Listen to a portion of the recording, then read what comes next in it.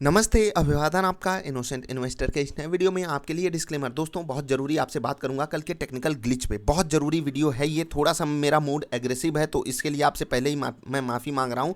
दो तीन बातें मैं आपसे कहूँगा। देखिए, हमारी जो कंट्री है ना, यहाँ पर हम कम्युनिकेशन पे बहुत बड़ा जोर देते हैं, लेकिन जो एनएससी ने किया वो वर्स्ट टाइप की सिचुएशन थी। इन्होंने ब्रोकर्स को कोई इन्फॉर्मेशन नहीं दी, ये ब्रोकर्स का कहना है, लेकिन ब्रोकर्स को भी अपनी जिम्मेदारी समझनी चाहिए थी।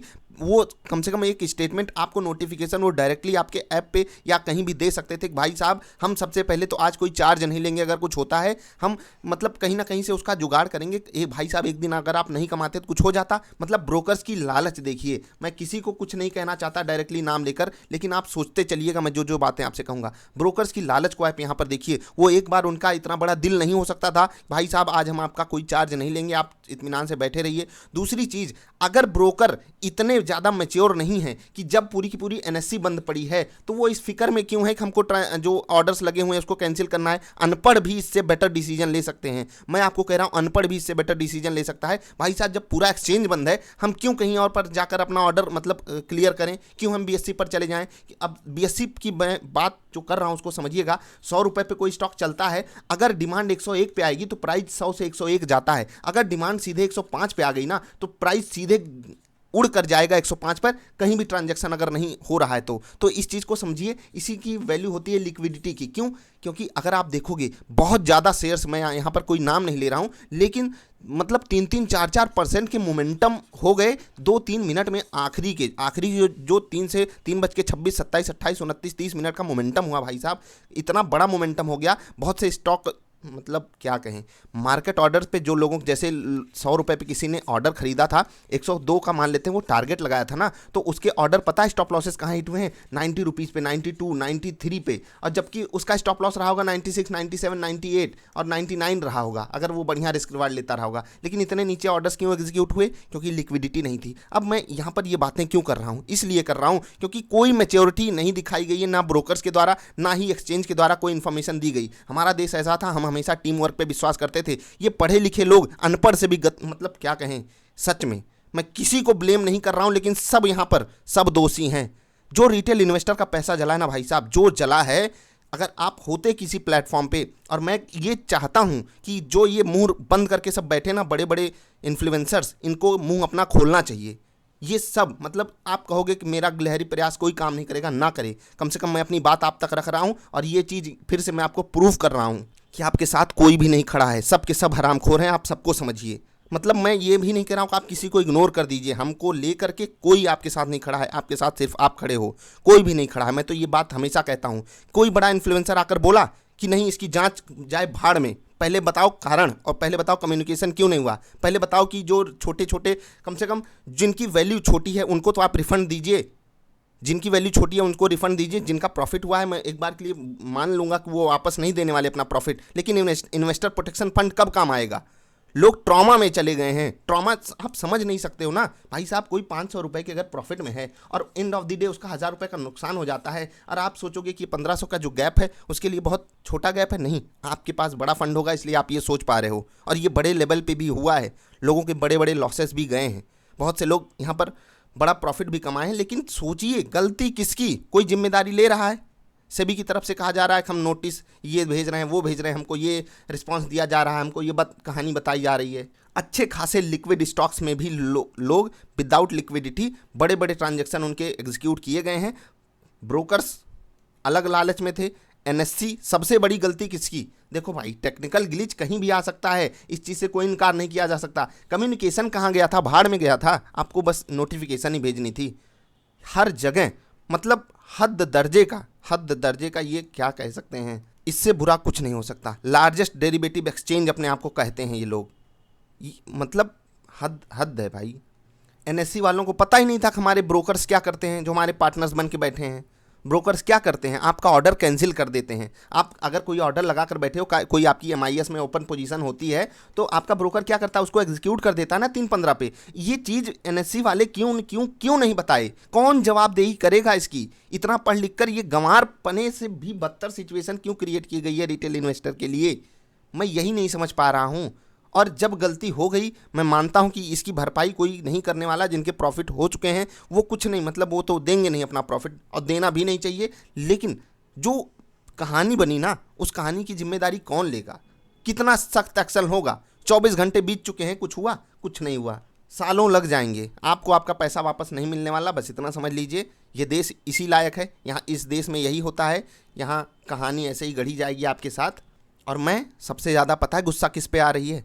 ये जो आपके बड़े बड़े इन्फ्लुएंसर्स, बड़े आपके हितैषी बनते हैं ना, इनके मुंह से कोई मतलब बोली क्यों नहीं निकल रही है? क्योंकि पता है ये किसकी रोटी खा रहे हैं। ये हद है, हद। अभी कुछ लोग कह रहे हैं कि जो एफआईआई की बड़ी सी खरीदारी हुई, भाई वो खरीदारी जाए भाड़ में, हमें उससे मतलब ही नहीं है। वो खरीदारी जाए भाड़ में। 28,000 करोड़, वो भी एक जांच का मुद्दा होना चाहिए। क्यों भाई साहब एफआईआई क्यों खरीदे 28,000 करोड़? क्या वो भी जो लिक्विडिटी नहीं थी उसका फ़ायदा उठा रहे थे? क्या उन्हीं के कारण इतना बड़ा जो नेगेटिव और पॉजिटिव मोमेंटम आ रहा था? आप स्टॉक्स जाकर देखिएगा, इवन पूरी निफ्टी का आप चार्ट उठाकर देखिए, जो एक कैंडल में इतना बड़ा मोमेंटम आ गया। सोच लीजिए निफ्टी इतने नीचे क्यों चली गई? क्यों वहाँ पर बाइंग इनिशिएट की गई? क्यों एफआईआई वहाँ पर खरीदे? वो भी जो लिक्विडिटी नहीं थी उसका फ़ायदा वो भी उठा रहे थे ना। यही तो होता है बाजार में ट्रैप। जो सर्किट वाले स्टॉक्स चलते हैं वो लिक्विडिटी नहीं होती है, इसी कारण हो जाते हैं, और उसी का फ़ायदा एफआईआई क्यों ना उठाएं भाई? वो तो कह देंगे कि भाई हमको नीचे का प्राइस मिल रहा था, हम फ़ायदा उठाएंगे ही उठाएंगे। हम आप उनके अगेंस्ट कुछ नहीं कर सकते। हमको जो जवाबदेही चाहिए वो किससे चाहिए? किससे चाहिए? अब इतना ज़रूरी लग रहा है ना कि हमको भी ट्विटर पे होना चाहिए था। कोई एक प्लेटफॉर्म होना चाहिए जहां हम सरकार तक अपनी आवाज़ पहुंचा सकते हैं। यहाँ बकबक करने से कुछ नहीं होगा, ये रियलिटी है। कोई मतलब टीवी वाले कह रहे हैं हाँ भाई साहब एनएससी इन्फॉर्म करेगा। अरे भाई टीवी वालों, कम से कम तुम्हारे पास तो एक्सपीरियंस था, बोल देते। जो पोजीशन काटी जाती है वो कुछ नहीं, जो ट्रेडर है वो बेचारा बैठा रहे, पूरा दिन पैनिक सिचुएशन में बीती है। कितने लोग क्या करोगे? प्रॉफिट तो नॉर्मली लोगों को डाइजेस्ट हो जाता है, जब लॉसेस होते हैं ना, जब कोई और कारण हो उसका, तो सोचिए नींद नहीं आती है, रातों की नींद हराम होती है। अब सोचिए कि कोई जिम्मेदारी के साथ आपके साथ एक्शन ले रहा है। सेबी बहुत अच्छा काम करेगा, समय लगा देगा। अब आप कहोगे कि मैं यहाँ पर आकर आप लोगों का कॉन्फिडेंस लूज़ कर रहा हूँ बाजार पे, तो भाई साहब अगर हो रहा है आपका कॉन्फिडेंस तो लूज हो जाना चाहिए। और एक चीज़ समझिएगा, यहाँ पर आपको सिर्फ एक बात नोट करके रखनी है, आज चिपका दीजिए। यहाँ पर आप ट्रेड करते हो, मोबाइल के पीछे चिपका लीजिए। अगर आप मोबाइल में ट्रेड करते हो, कोई नहीं खड़ा है आपके साथ। ये जितने इन्फ्लुएंसर, जितने टीवी वाले, जितने, इन सबको मैं एक बार के लिए हरामखोर भी चाहूँ तो कह दूँ, आप ही के मतलब आप ही की बदौलत इनकी औकात है, लेकिन आप ही के साथ ये बोलने नहीं आएंगे। आप ही की बदौलत इनकी औकात है, चाहे टीवी वाला हो, चाहे कोई यूट्यूबर हो, चाहे हम जैसे यूट्यूबर हो, इन्फ्लुएंसर्स हो, जो भी हों, लेकिन कोई नहीं आकर बोलेगा। बोलेंगे बहुत ही सॉफ्ट भाषा में, अरे भाई जो गलती किया उसको गाली खाने का हक है। लेकिन ऐसा नहीं है कि आप बोलो ही ना, कुछ ना गाली दो, कम से कम अग्रेसिव चीज़ें दिखाओ और कहो कि अब हम ये सब नहीं झेलेंगे। मतलब एक्शन बताइए, आपने क्या एक्शन लिया? कौन कौन बाहर होगा? कोई है? कोई प्लान ऑफ एक्शन नहीं है। ये रियलिटी है, समझ रहे हो? ट्रेड जाए भाड़ में, इन्वेस्टमेंट जाए भाड़ में। अगर आप यहाँ पर अब नहीं समझ सके कि आपके साथ कोई नहीं खड़ा है, तो सोच लीजिएगा आपकी trading journey, swing trading, investing जो भी आप करते हो, वो कहाँ जाने वाली है। ये किस चीज़ के भूखे हैं आपको पता है।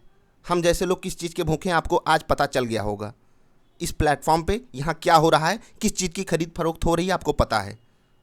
आप व्यूज़ देने आते हो, उसी के लिए सब मर रहे हैं। जो सच्चाई है, जो बात कहनी चाहिए, वो कोई नहीं बोलेगा। मुझे पता है बहुत से पार्टनर्स मेरे नाराज़ हो सकते हैं इस चीज़ से, लेकिन सच्चाई यही है।